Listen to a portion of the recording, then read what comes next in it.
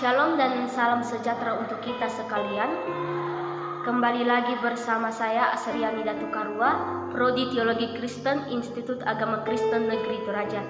Di sini saya akan membacakan firman Tuhan untuk kita dengarkan bersama yang terambil dari Injil Yohanes pasal 10 ayat pertama sampai ayat yang ke-42. Injil Yohanes pasal 10 ayat pertama sampai ayat yang ke-42. Lembaga Alkitab Indonesia memberikan judul Gembala yang Baik.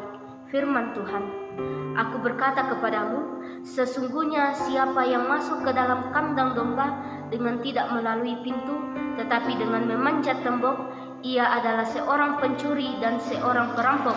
Tetapi siapa yang masuk melalui pintu, ia adalah gembala domba. Untuk dia penjaga membuka pintu dan domba-domba mendengarkan suaranya, dan ia memanggil domba-dombanya masing-masing menurut namanya dan menuntunnya keluar. Jika semua dombanya telah dibawanya keluar, ia berjalan di depan mereka dan domba-domba itu mengikuti dia karena mereka mengenal suaranya. Tetapi seorang asing pasti tidak mereka ikuti, malah mereka lari daripadanya karena suara orang-orang asing tidak mereka kenal. Itulah yang dikatakan Yesus dalam perumpamaan kepada mereka, tetapi mereka tidak mengerti apa maksudnya ia berkata demikian kepada mereka. Maka kata Yesus sekali lagi, aku berkata kepadamu, sesungguhnya akulah pintu ke domba-domba itu. Semua orang yang datang sebelum aku adalah pencuri dan perampok, dan domba-domba itu tidak mendengarkan mereka. Akulah pintu, barang siapa masuk melalui aku, ia akan selamat dan ia akan masuk dan keluar dan menemukan padang rumput. Pencuri datang hanya untuk mencuri dan membunuh dan membinasakan. Aku datang supaya mereka mempunyai hidup dan mempunyainya dalam segala kelimpahan. Akulah gembala yang baik. Gembala yang baik memberikan nyawanya bagi domba-dombanya. Sedangkan seorang upahan yang bukan gembala dan yang bukan pemilik domba-domba itu sendiri, ketika melihat serigala datang, meninggalkan domba-domba itu lalu lari, sehingga serigala itu menerkam dan mencerai-beraikan domba-domba itu. Ia lari karena ia seorang upahan dan tidak memperhatikan domba-domba itu. Akulah gembala yang baik, dan aku mengenal domba-dombaku dan domba-dombaku mengenal aku, sama seperti Bapa mengenal aku dan aku mengenal Bapa. Dan aku memberikan nyawaku bagi domba-dombaku. Ada lagi padaku domba-domba lain yang bukan dari kandang ini. Domba-domba itu harus kutuntun juga, dan mereka akan mendengarkan suaraku, dan mereka akan menjadi satu kawanan dengan satu gembala. Bapa mengasihi aku, oleh karena aku memberikan nyawaku untuk menerimanya kembali. Tidak seorang pun mengambilnya daripadaku, melainkan aku memberikannya menurut kehendakku sendiri. Aku berkuasa memberikannya dan berkuasa mengambilnya kembali.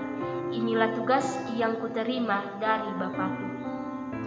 Maka timbullah pula pertentangan di antara orang-orang Yahudi karena perkataan itu.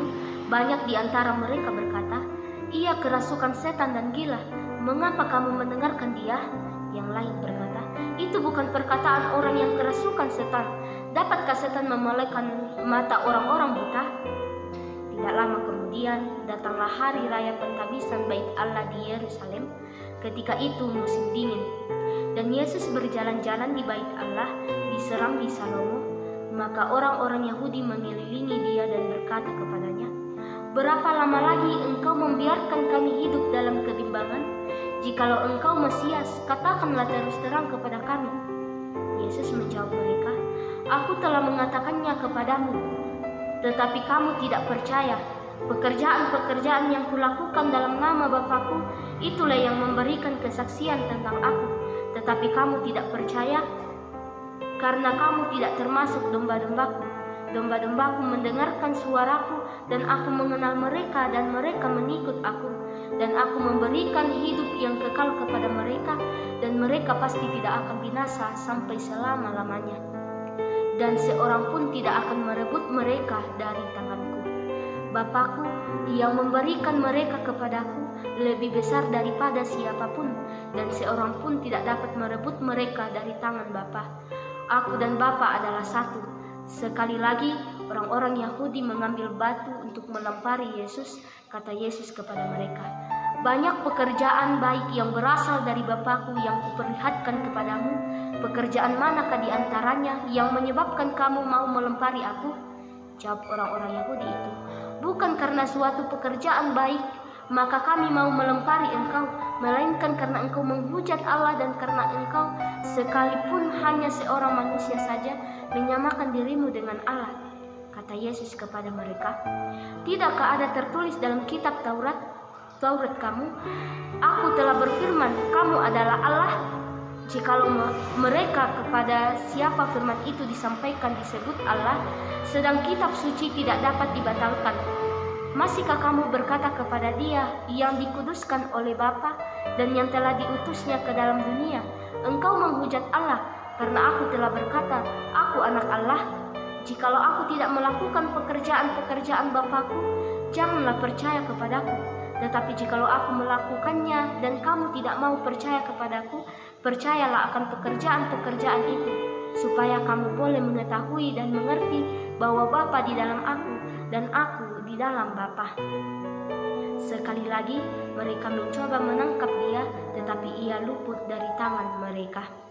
Kemudian Yesus pergi lagi ke seberang Yordan, ke tempat Yohanes membaptis dahulu, lalu ia tinggal di situ.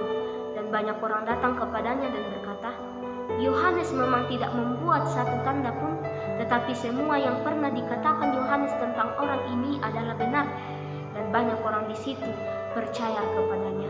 Demikianlah firman Tuhan. Tuhan Yesus memberkati.